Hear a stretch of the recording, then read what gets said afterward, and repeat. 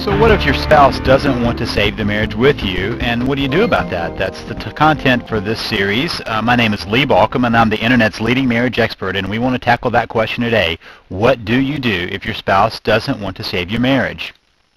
Now let's face it, a marriage is much easier to save if both of you want to. It just makes sense. If both of you want it, it's almost impossible not to save it. I've had people who come in and said, can my marriage be saved? And I said, if you both want to work on it, there's no way I can, a bad therapist could save your marriage. And if neither of you want to work on it, then a good marriage therapist couldn't do anything about it either. So if both of you want it, then it's impossible not to save it. But my guess is that you wouldn't be watching this video. And that's rarely the case, actually, with people that come talk with me. Usually one is more interested than the other is in saving that marriage, and sometimes only one is interested at all. The other is completely disinterested.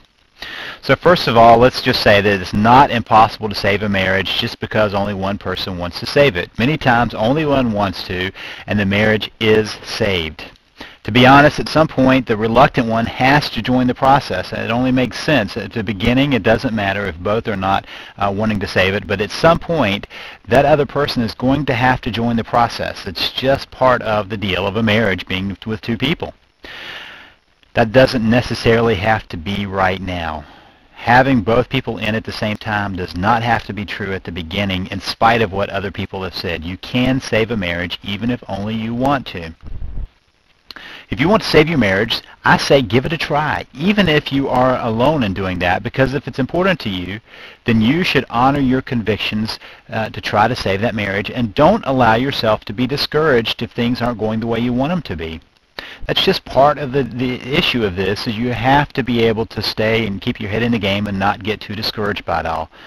So let's talk about some things you don't want to do if you're trying to save your marriage by yourself. First of all, don't pressure, cajole, shame, force, or manipulate your spouse into trying to save the marriage. That's not going to work. They may finally act like they're doing something, but it's only to get you off their back.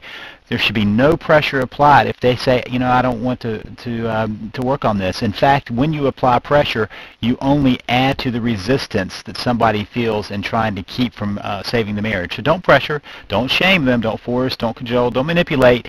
Let them be. Don't try to drag them into therapy if they're not willing to go, or try to get them to read a book, listen to tapes, etc. I've heard enough about people who have had the books thrown in their face, the tapes thrown in their face, to know that that is only putting up brick walls that are going to be very difficult to get down.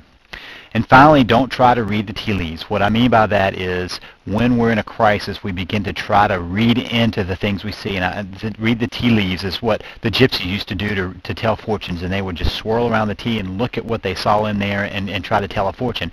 Well, sometimes we see something our spouse does. Does our spouse not hold our hand, or does our spouse have a certain look on their face, or we do something that's trying to read the tea leaves. We're trying to imagine what they mean by what they're doing, and that's always very dangerous. So don't try to read the tea leaves. Let be what is, and don't try to figure out what your spouse is thinking all the time.